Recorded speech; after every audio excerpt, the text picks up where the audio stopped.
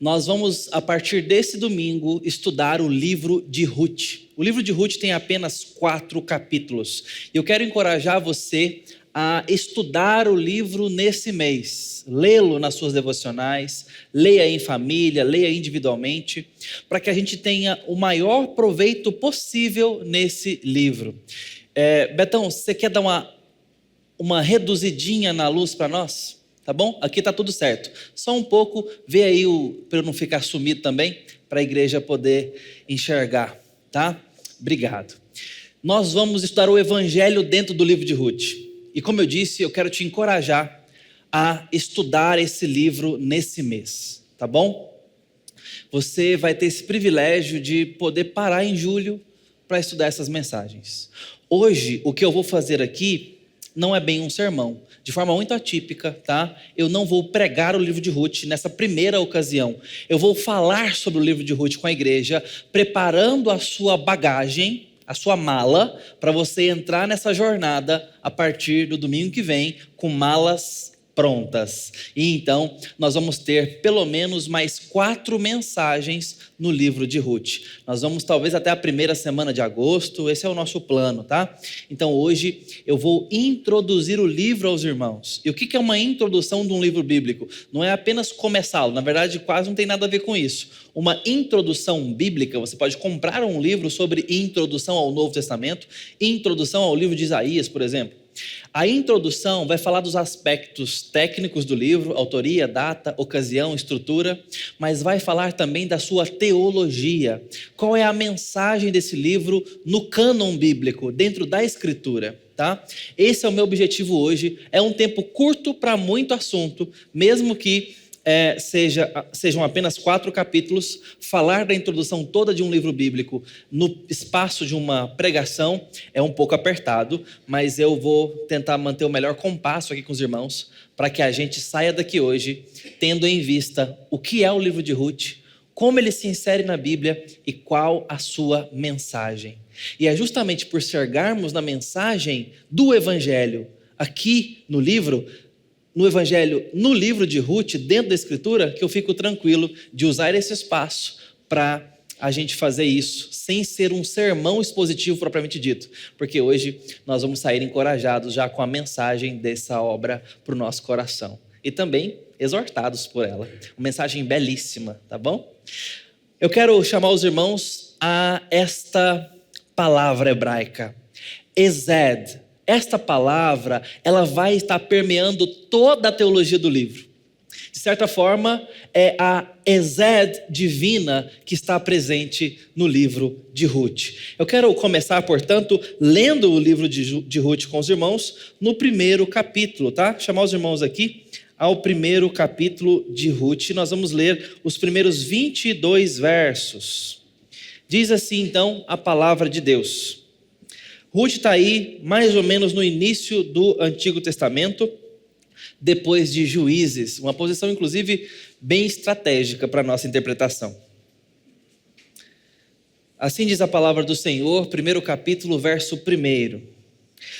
Nos dias em que os juízes julgavam, houve fome na terra de Israel. E um homem de Belém, de Judá, foi morar por algum tempo na terra de Moabe com a sua mulher e os seus 2 filhos. Esse homem se chamava Elimeleque e a sua mulher se chamava Noemi. Os filhos se chamavam Malom e Quilion. Eram efrateus de Belém de Judá, foram à terra de Moabe e ficaram ali. Algum tempo depois, Elimeleque, o marido de Noemi, morreu e ela ficou sozinha com os 2 filhos. Estes casaram com mulheres moabitas, o nome de uma delas era Orfa e o nome da outra era Ruth. E ficaram ali quase 10 anos. Depois morreram também Malom e Quilion, os 2 filhos de Noemi. E assim ela ficou sozinha, sem os 2 filhos e sem o marido. Então Noemi voltou da terra de Moabe com as suas 2 noras, porque ainda em Moabe ouviu que o Senhor havia se lembrado do seu povo, dando-lhe alimento. Assim ela saiu do lugar onde havia morado, e as suas 2 noras estavam com ela. Enquanto caminhavam, voltando para a terra de Judá, Noemi disse às suas noras: vão agora e voltem cada uma para a casa de sua mãe, E que o Senhor seja bondoso com vocês, assim como vocês foram bondosas com os que morreram e comigo. O Senhor faça com que vocês sejam felizes, cada uma na casa do seu novo marido. E deu um beijo em cada uma delas. Elas, porém, começaram a chorar alto e lhe disseram: não, nós iremos com a senhora para junto do seu povo. Mas Noemi disse: voltem, minhas filhas, porque vocês iriam comigo? Vocês acham que eu ainda tenho filhos em meu ventre para que casem com vocês? Voltem, minhas filhas, vão embora, porque sou velha demais para ter marido. E ainda que eu dissesse, tenho esperança, ou ainda que casasse esta noite e tivesse filhos, será que vocês iriam esperar até que esses viessem a crescer? Ficaria tanto tempo sem casar? Não, minhas filhas, a minha amargura é maior do que a de vocês, porque o Senhor descarregou a sua mão contra mim. Então, de novo, choraram em alta voz. Orfa, com um beijo, se despediu de sua sogra, porém Ruth se apegou a ela. Então Noemi disse: veja, a sua cunhada voltou para o seu povo e para os seus deuses. Vá você também com ela. Porém Ruth respondeu: não insista para que eu te deixe, nem me obrigue a não segui-la, porque aonde quer que você for, irei eu, e onde quer que pousar, ali pousarei eu. O seu povo é o meu povo, e o seu Deus é o meu Deus. Onde quer que você morrer, morrerei eu, e aí serei sepultada. Que o Senhor me castigue se outra coisa, que não seja a morte, me separar de você. Quando Noemi viu que Ruth estava mesmo decidida a acompanhá-la, deixou de insistir com ela. Então ambas se foram, até que chegaram a Belém. E aconteceu que, ao chegarem ali, toda a cidade se comoveu por causa delas. E as mulheres perguntavam: esta não é Noemi? Porém, ela lhes dizia: não me chamem de Noemi, mas de Mara, porque o Todo-Poderoso me deu muita amargura. Quando saí daqui eu era plena, mas o Senhor me fez voltar vazia. Porque então querem me chamar de Noemi? Se o Senhor deu testemunho contra mim e o Todo-Poderoso me afligiu. Foi assim que Noemi voltou da terra de Moabe com Ruth, sua nora, a Moabita, e chegaram a Belém, no começo da colheita de cevada. Essa é uma boa introdução do livro, nos apresentando o que está acontecendo. A palavra que eu apresento para os irmãos para acompanhar toda a nossa leitura nesse livro, Esed, fala sobre a boa provisão ou a ajuda aos que precisam. É exatamente a mensagem desse livro. Como a Esed divina, a provisão de Deus aos que precisam, permeia de forma invisível todo o livro, mesmo nos apresentando de início uma situação de desprovisão. Uma mulher que não quer mais ser chamada pelo nome, porque ela se auto-intitula amarga, Mara, pela desprovisão, pela fome, pela secura do ventre, pela desprovisão em casa, por não ter mais marido, não ter mais filhos e as suas noras estarem viúvas também. O abandono, a solidão, a falta de perspectiva. Esta é a cena inicial, esse é o enredo primário, onde nós vamos ver sobre abastecimento, provisão do Senhor. Como que nós então vamos caminhar nesse livro? Nós vamos fazer um panorama da sua mensagem, o seu contexto, que começa nos campos de trigo. Da fome para um lugar onde se ouviu dizer: Deus suscitou semente. Há alimento no campo. Elas ouviram esse rumor. E o texto começa falando sobre fome e saciedade da fome, porque Deus está fazendo com que na região de Belém nós tenhamos trigo, nós tenhamos alimento e provisão. O texto já começa a nos dar dica, o autor começa já a pintar o cenário para nós sobre qual é a Esed divina, aquele que pode dar vida a quem não tem. Aquele que pode dar vida a quem precisa. E esta ajuda ao necessitado, que a Esed significa, ela é mais do que fazer o bem sem olhar a quem. Não é bem isso. É olhar a quem, mas não no sentido de injustiça, mas no sentido de ajudar a quem precisa naquele momento específico. E você vai vendo não apenas Deus, mas ele é o principal personagem que vem com a sua benevolência sobre o povo, mas também Ruth, Noemi e Boaz vão apresentar traços muito importantes e particulares, cada um, da sua própria Esed, da sua benevolência para com o outro. E Deus vai trabalhando isso aqui de forma invisível, como eu disse para os irmãos, mas muito marcante, muito presente em todo o livro. Então, a gente vai sendo apresentado a essa ajuda aos carentes. Esse é um atributo muito abundante no eu sou.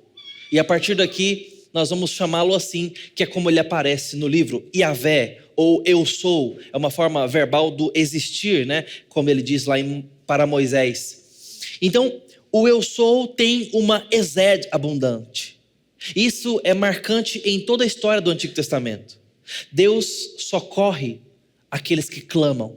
Deus vai de encontro ao homem que saiu do jardim, ao homem que se meteu em cativeiro, ao José em cárcere, ao Moisés que foge para não ser assassinado ou ainda que apenas preso no Egito, ao povo que é escravo ali e clama debaixo de chicotes na escravatura egípcia, ao povo que vai para cativeiro babilônico. Deus se mostra socorredor, provedor, resgatador desse povo o tempo todo. E no livro de Ruth você percebe isso de uma forma um tanto quanto profética. A ajuda de Deus aos necessitados não diz respeito apenas à fome daquelas mulheres, nem tampouco apenas à restituição da família delas. Ele vai fazer isso. Mas é muito mais do que isso.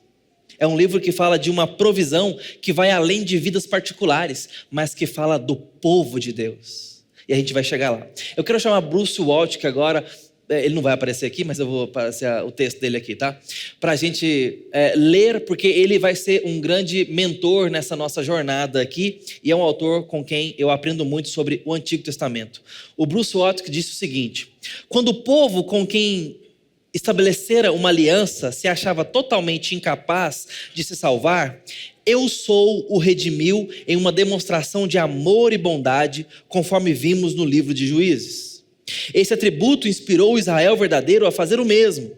Honrando o compromisso que assumira na aliança com eu sou, Israel o serviu assim. Redimiu seus companheiros da aliança. Isso está demonstrado de modo especial no livro de Ruth, cuja função no cânon é não só expor o atributo do amor inabalável, mas também mostrar como esse atributo deu origem a Davi, que foi o maior líder de Israel, e a Jesus Cristo, o mais importante filho de Davi. Fecha aspas. Essa é a ideia do livro de Ruth. Ele vem depois do livro de Juízes, onde Deus proveu juízes, mas que foram parcialmente respeitados. Esses homens foram parcialmente bem-sucedidos, porque a maldade do povo e o desgoverno sobre o povo se manteve. Morriam os juízes e então o povo se tornava pior do que os seus pais, diz o texto do próprio juiz, dos próprios juízes. Então, o povo de Deus ainda estava sem governança, o povo de Deus ainda estava sem paz, sem perspectiva. E Deus agora dá o livro de Ruth, por isso que eu disse que estrategicamente ele está colocado aqui depois do livro de Juízes, para nos mostrar que Deus está provendo não apenas para Noemi, para Ruth ou mesmo para Boaz, mas Deus está provendo para a história de Israel, porque desse menino, dessa menina vai nascer um filho que vai ser a linhagem, a partir de Obed, de Davi. E da linhagem de Davi, a figura do reinado de Cristo no mundo, nós teremos o Cristo vindo de José. Esta é a provisão ampla de Deus. Deus está preparando o caminho de Jesus Cristo, o nosso rei, passando por Davi, aquele que representa a bondade de Deus sobre o povo. A ideia de que Deus tem uma monarquia sobre a terra. Embora o governo de Davi seja limitado, humano e imperfeito, mas aponta para a provisão de Deus, de que ele vai suscitar reino nesse mundo, até que venha Cristo reinar sobre a terra. Através de uma mulher com fome, Deus vai trazer um descendente que vai ser a linhagem de Davi. Veja como que Deus, tratando histórias particulares, Ele trata coletivamente, de forma ampla, o povo. Por isso eu digo que é um livro sobre o futuro. Na imagem dourada do trigo, talvez a gente estivesse falando do douro de uma coroa, porque Deus está falando que tem um governo sobre a terra, que mesmo no ambiente de fome e escassez, no ambiente onde os militares estão aqui ainda perseguindo ou desgovernando sobre a região de Belém, eles estão aguardando um rei, e Deus está prometendo um rei. Não é um governo provisório, não é um governo de emergência, não é um desgoverno. É o rei que virá. Davi está sendo anunciado aqui. Grandes histórias de grandes personagens começam com seus nascimentos. Assim foi com a história de Davi, assim foi com a história, ainda que menino, ainda assim foi com a história de Samuel, assim foi com a história de de Moisés.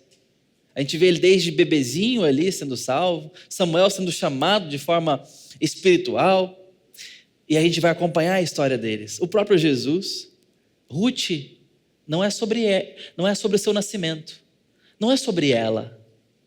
Ela vai ser o palco principal.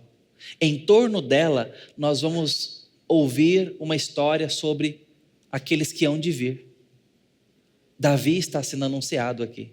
E Davi, por sua vez, prenunciará o grande trono de Deus, Jesus. E então a gente é apresentado a Ruth.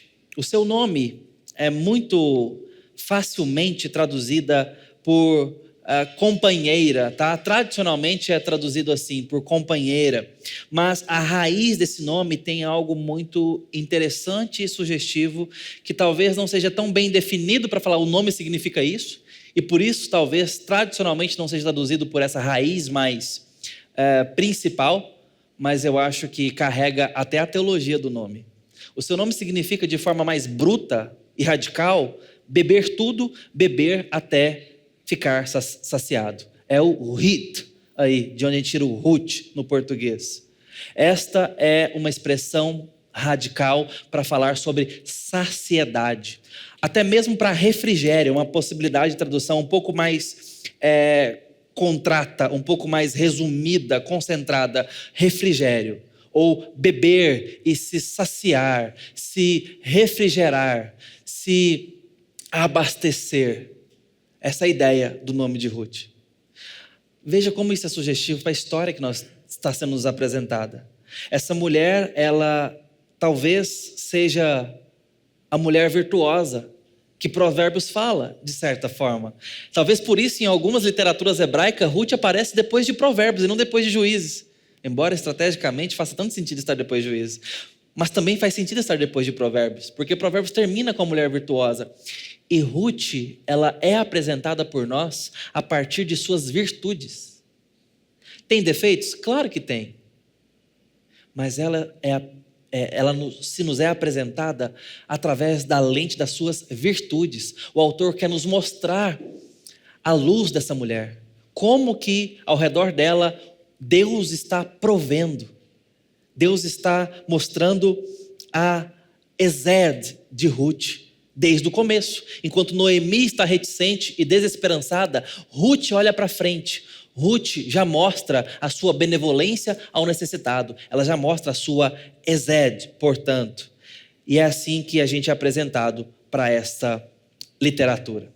Quem é o autor dessa obra e quando ela foi escrita? Bom, a gente não tem muita informação nisso. O autor era anônimo e a data também, a gente tem aí um lastro de 400 anos entre 1000 a.C. até 600 aí, a gente tem o lastro de possibilidade. A gente não tem muito como verificar mais do que isso. Mas, embora escreva sobre o tempo em que os líderes militares governaram, com certeza não foi escrito naquela época. Um retrato disso está no capítulo 4 aí de Ruth. Você percebe que provavelmente foi escrito posteriormente, muito posteriormente, mas é nesta ocasião que a história se passa, tá? Então, a gente percebe um autor que está fazendo isso de forma hábil. Ele não está expondo muitas datas ou mesmo seu nome, mas quem é que está por trás dessa literatura é alguém muito especial. É um artista, tá?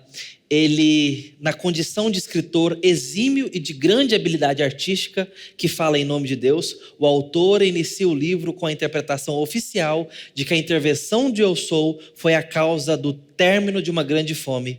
E na conclusão do livro, estabelece uma ligação oficial entre a dádiva de Eu Sou, dando um bebê a Noemi, que é Davi, pois essa dádiva é precursora do maior rei de Israel. Ele faz essa ligação. O bebê que nasce de Ruth vai para o colo de Noemi. Os irmãos facilmente sabem disso. Ela ganha esse bebê. E Deus suscita vida no campo e vida no ventre. E esta vida não é apenas para alegrar o povo que estava com fome ou para alegrar as mulheres que estavam sem filhos. É muito mais do que isso. É muito mais sobre algumas histórias. É sobre a grande história do povo de Deus. Deus está suscitando vida onde não tem, ao suscitar rei sobre Israel. Porque através desse rei que ele vai levantar, Deus mostra que provê na história da igreja. Permita-me fazer esse anacronismo. A igreja está presente no Israel geográfico do Antigo Testamento. E Deus está provendo governança quando não há. Deus está provendo esperança quando não há. E esta é uma pessoa, o autor desse livro, extremamente hábil. Eu não vou falar sobre a riqueza literária com que ele escreve isso em paralelismos e quiasmos, mas é belíssimo você perceber isso no hebraico. Se você pesquisar na internet, você facilmente vai ser apresentado pela estrutura quiástica, por exemplo, do primeiro capítulo. É belo como isso é feito. É um artista, tá? Um refinamento tanto literário quanto teológico. É alguém de profundidade teológica. Ele estrutura essa breve história de 4 capítulos apenas, emoldurando ela com dádivas de Deus, desde o campo, os cereais, até a gravidez, suscitando descendência de Davi e de Cristo. Assim ele faz com que toda essa história aconteça debaixo da mão da provisão. Uma mão invisível, mas que está provendo sobre todo Israel. E o público dessa literatura imediato é o povo de Deus com quem ele estabeleceu aliança. Esse povo da aliança está vendo a mão provedora de Deus no tempo de Ruth e crendo que Deus provê na história. E crendo que Deus não abandonou a sua igreja. Crendo que Deus, mesmo no tempo de fome, atua, está vivo. Isso é útil para você de alguma forma? Pensar que mesmo no tempo de fome, ou da morte do seu ente querido, ou da morte dos seus filhos, do seu marido, dos seus parentes mais próximos, que Deus provê sobre a sua história, e não só sobre a sua história individualmente, ou individualisticamente, mas sobre a história do povo de Deus que você faz parte. Que Deus não fechou os olhos para com a história, mas que Deus está ativo, atuando em orações particulares, mas também cuidando do povo de forma coletiva, abrangente, nacional, mundialmente. Isso te consola de alguma forma? Esse livro está aqui para nos dizer sobre isso. A estrutura do livro é uma estrutura pelo menos quíntupla, pelo menos, tá? Nós temos aqui uma forma de ver, uma divisão, tem outras possibilidades, mas essa é uma boa divisão. A primeira está aí, Ruth emigra de Moabe a Belém, nós lemos essa parte. A segunda parte, ela colhe no campo de Boaz, já no capítulo 2. No capítulo 3, a terceira parte, Ruth propõe casamento a Boaz, é uma estratagema aí da sogra. E, bom, a gente chega lá. 4, Boaz resgata Ruth no 4º capítulo. E quinta parte, ou quinto ato, Ruth dá a luz a Obed, apontando para Davi. Tem um epílogo, tá, de arremate, mas eu acredito que essas são as 5 principais partes para a gente dar atenção. Deixa eu comentar rapidamente sobre elas com vocês. A primeira parte, em que Ruth emigra de Moabe para Belém, nos primeiros 22 versos, é o primeiro ato e ele tem 2 cenas. Elimeleque e a família emigram de Belém para Moabe e depois que Noemi e Ruth ficam viúvas, elas voltam então enlutadas, num momento de fome, num momento tenebroso, né, sobre o povo, retornam para Belém. Esse é o primeiro ato, e ali a gente já vê a mão de Deus nessa história toda. O segundo ato diz respeito a Ruth colhendo no campo de Boaz. capítulo 2, versos 1 a 23. De forma muito simétrica, mais um grupo de 20 e poucos versos. Ele vai do início da colheita de cevada, no início de abril, associada à Páscoa, até uma outra festa, que é o encerramento da colheita de trigo, no final de maio, que está associada ao Pentecostes. Então, da Páscoa ao Pentecostes, o tempo de colheita. Uma festa abre o tempo de colheita, uma festa encerra. O ato consiste em duas cenas. Primeira, Ruth encontra-se com Boaz no campo dele. E a segunda cena, naquela noite, conta a Noemi o que aconteceu. Fuxico de nora e sogra. Achou um homem bonito lá no campo. E ela foi contar para a sogra. Você tem essa liberdade com a sua sogra? Não precisa responder, não. Terceiro ato. Ruth propõe casamento a Boaz. Capítulo 3, mais ou menos 20 versos, 18 versos. Então tem uma simetria. O autor de Ruth, repito, ele é um artista literário, está fazendo a coisa com muito esmero. O terceiro ato diminui a velocidade. A narrativa que vinha de grandes partes, de grandes blocos, ela agora corta o lapso de tempo e quer nos mostrar a cena um pouco mais pausada. Os diálogos são mais valorizados. É como se a câmera agora focasse mais em close-ups, em detalhes, nos diálogos, na cena. O tempo agora é reduzido para a gente perceber o que está acontecendo, porque agora estamos caminhando para o clímax, a grande virada desses 4 capítulos. Passa da época da colheita para o clímax da noite de debulhar o cereal. O plano arriscado de Noemi. Ruth deve se aproximar sorrateiramente da cama e ficar ao lado de Boaz, que dorme na eira. Constitui, então, o ponto decisivo da história. Porque pode dar muito errado. Inclusive, essa estratégia é altamente não recomendada, tá? Não tome essa parte aqui por conselho bíblico. Veja a provisão de Deus no macro, tá? Na grande história, não no micro, tá? Essa estratagema é da Noemi e podia ter dado muito errado. Deu certo, funcionou para ela, tomemos como exemplo isolado, tá? Não vai sair se deitando aí no pé de ninguém, achando que vai casar no dia seguinte, tá?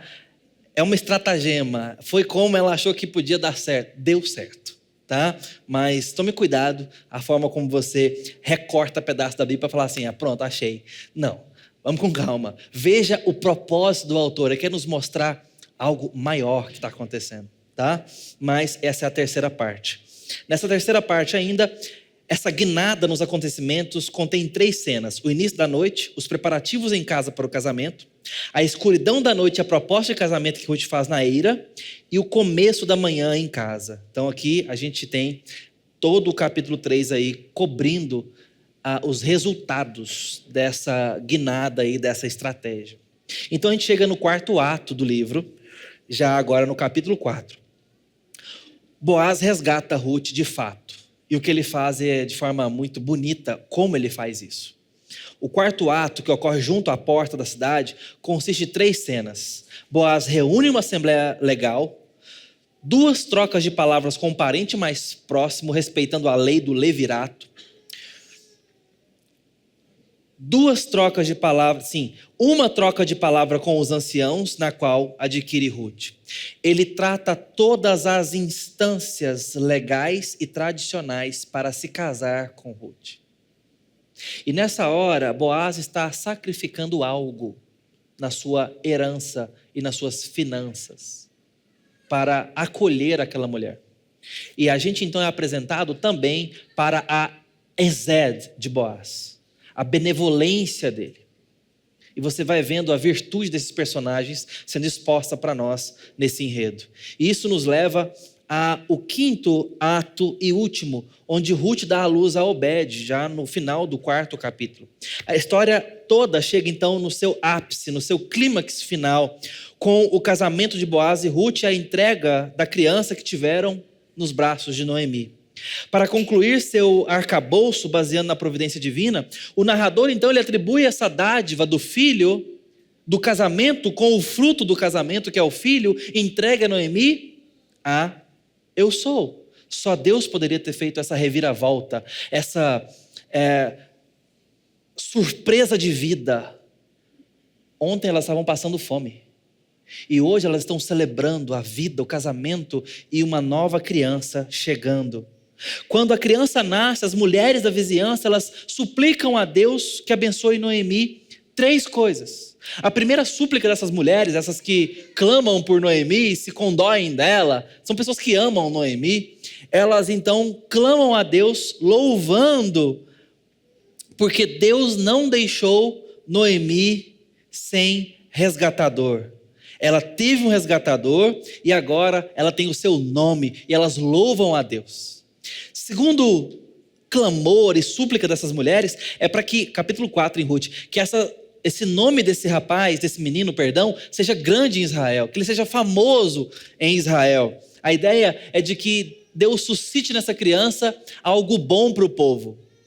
E vai acontecer, de uma forma ou de outra. E em terceiro lugar, elas predizem, dizendo: essa criança vai cuidar de você na sua velhice, essa criança vai suster você, porque essa criança, ela vem te dar vida. E está ali falando da criança, ao mesmo tempo que fala de Ruth, aquela que é melhor do que ter 7 filhas. Então Noemi termina esse período refrigerada, aquela que bebe até se saciar. Veja, através de Ruth, aquela que causa saciedade, que causa vida abundante onde não havia. Mas a gente sabe, e o autor atribui isso a Deus. Deus deu isso.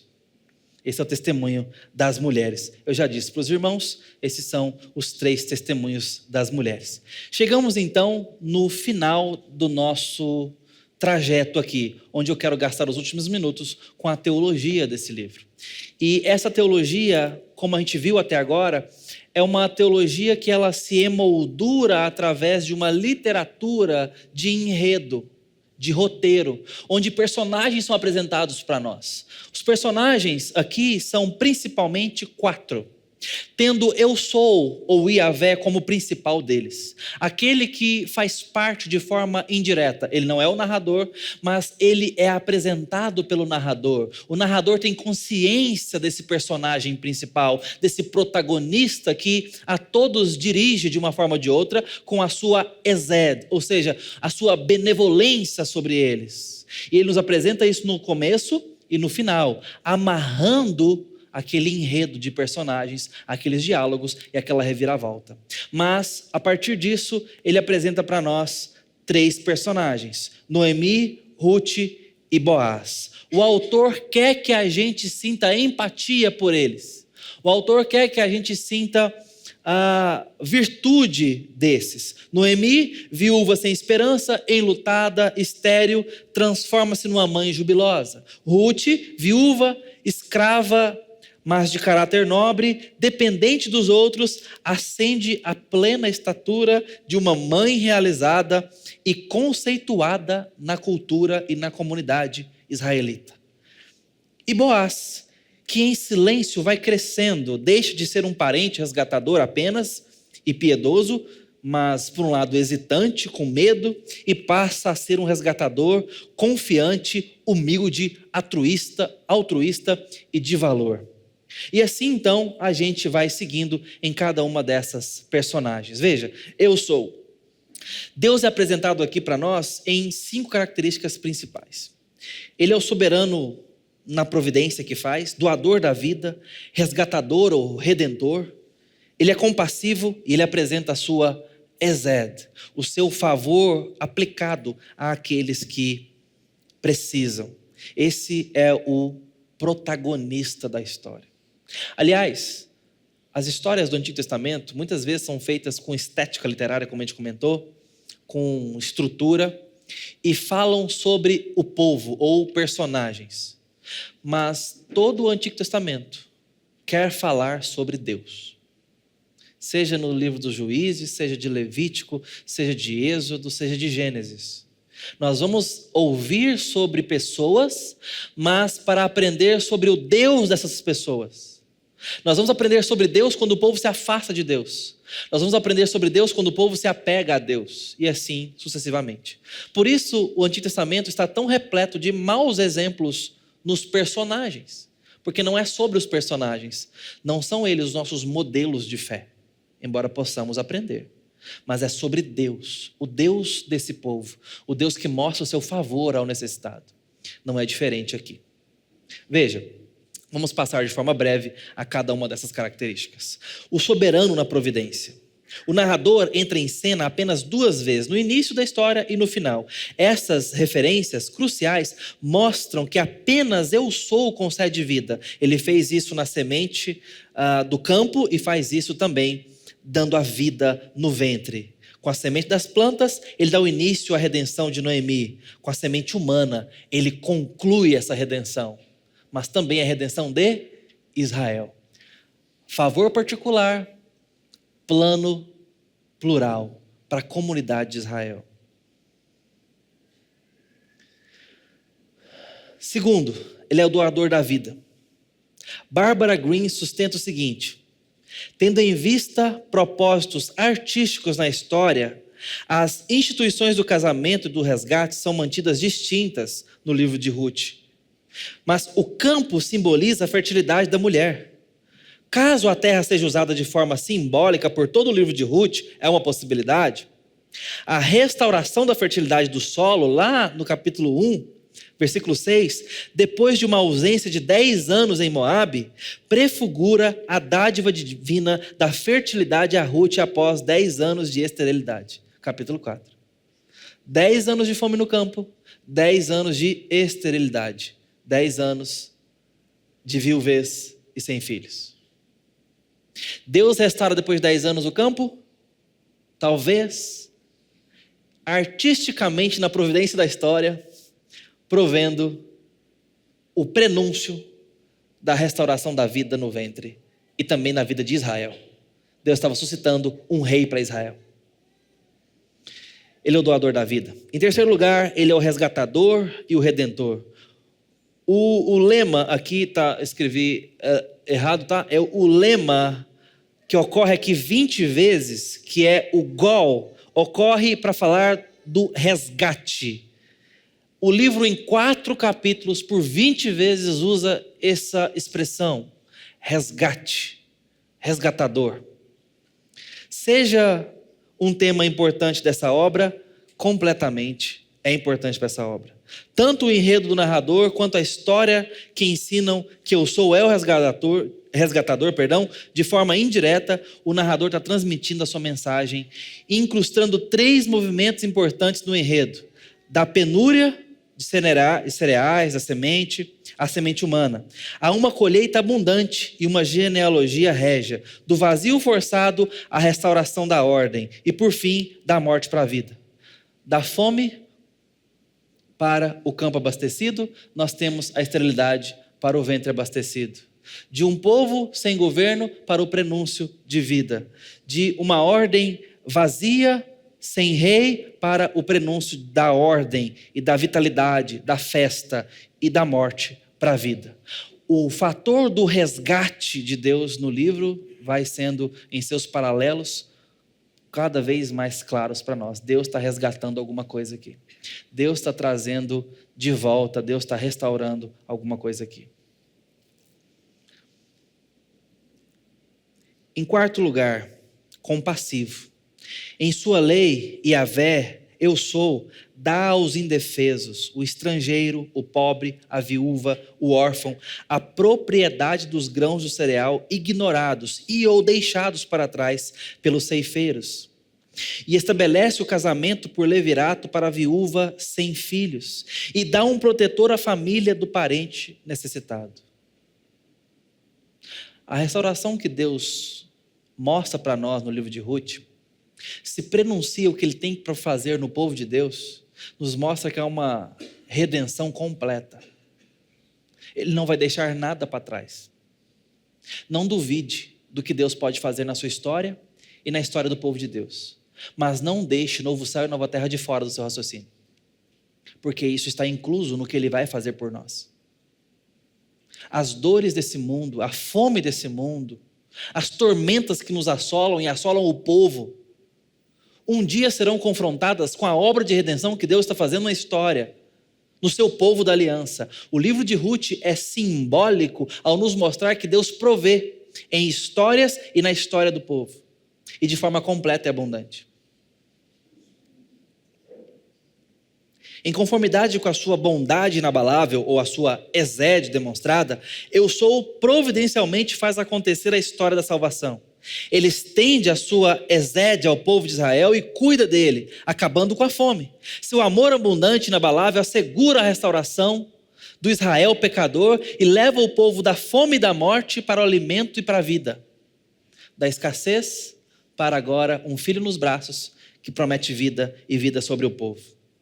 Então a gente é apresentado agora a outra personagem, a Noemi, de forma bem mais contrata. Noemi, ela evolui de uma situação de fome, isolamento e esterilidade para encontrar plenitude em sua comunidade, tornando-se mãe em Israel com um filho que cuidará dela na velhice.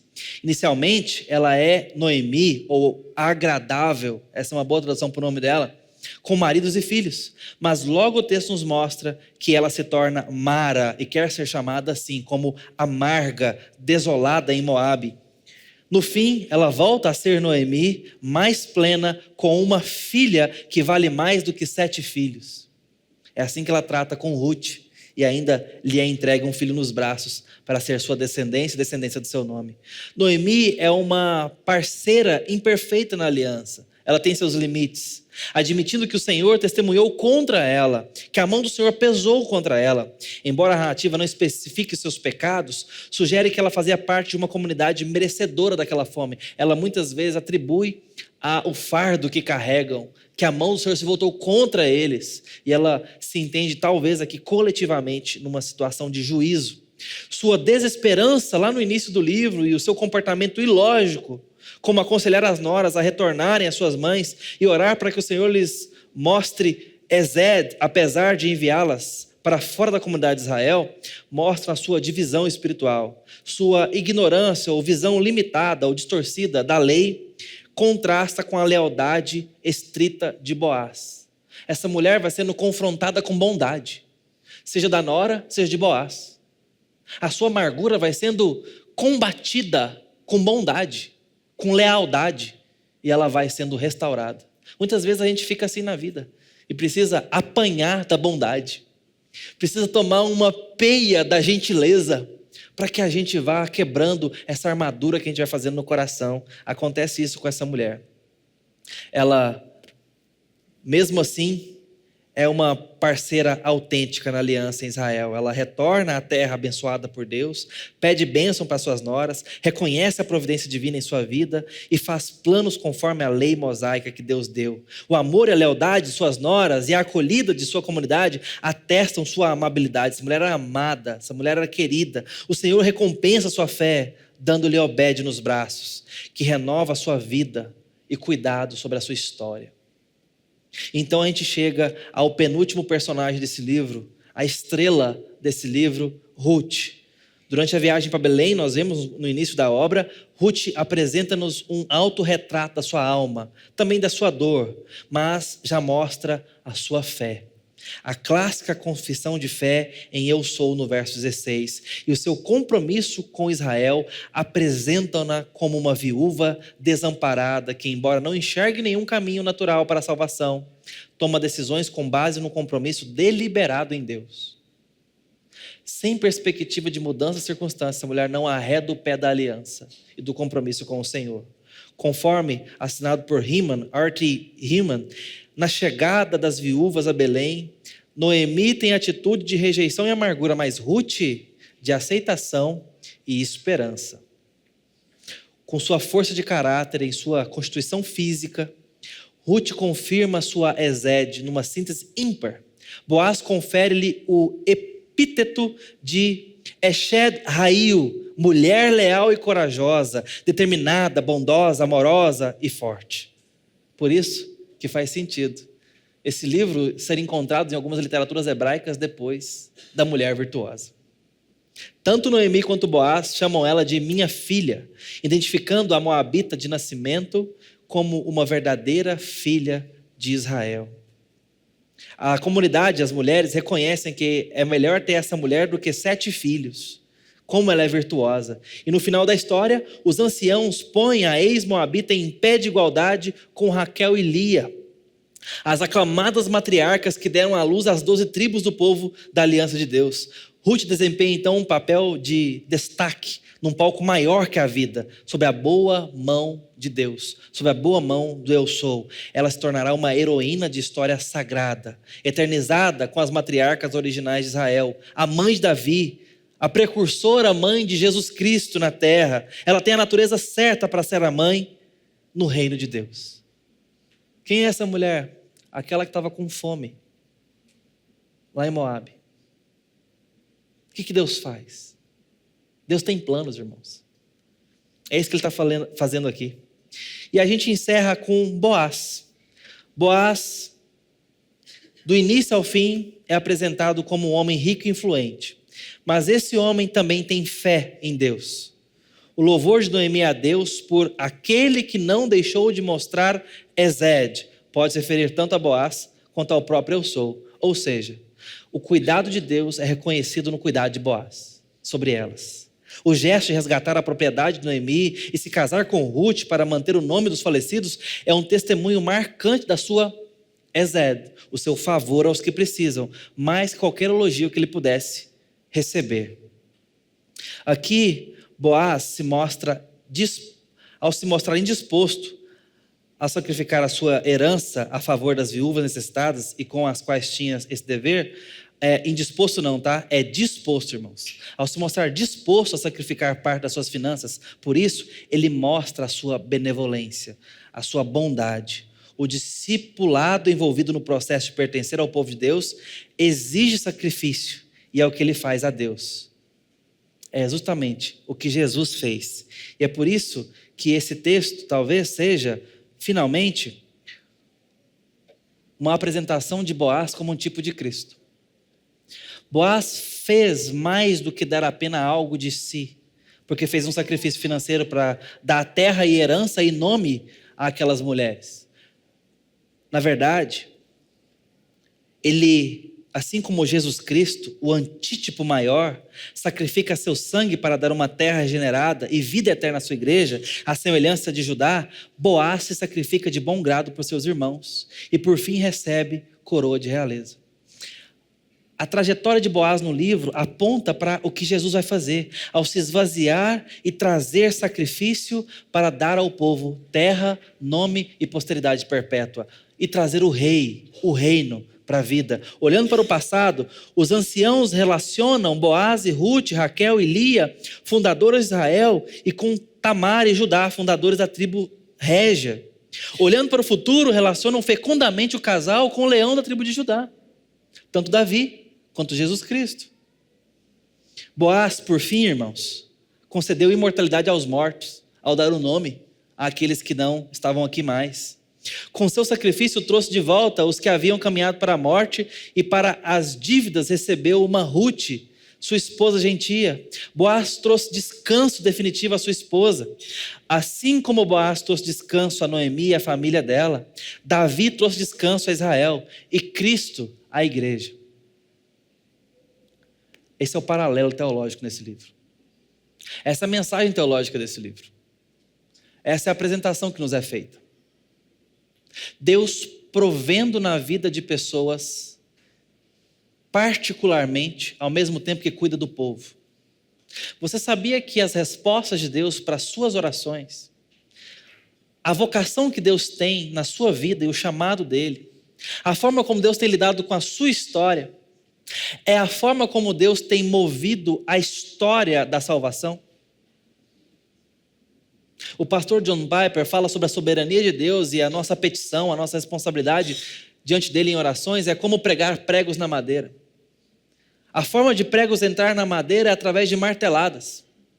Pois bem, Deus nos deu um martelo, pregos e madeira. Martele. Ore, responda, obedeça, siga, responda o chamado. Deus está conduzindo a história através de nossas vidas, nossas respostas, nossas dores não estão fora da história da aliança. Você faz parte do povo de Deus, Deus está conduzindo a história do povo dele. Em todo esse livro nós vemos Jesus sendo anunciado de alguma forma, na provisão de mulheres, na provisão do povo, na provisão do reino. Eu quero te encorajar a participar dessa jornada desfrutando intimamente, profundamente da mensagem desse livro. Que Deus possa nos abençoar e nos enriquecer com a santa palavra dele. Vamos orar.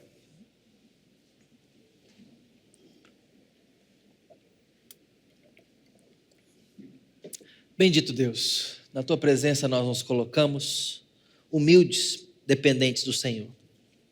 A nossa história eventualmente nos mostrará que dependemos da tua provisão, que dependemos da tua graça, que dependemos do teu favor, do teu amor.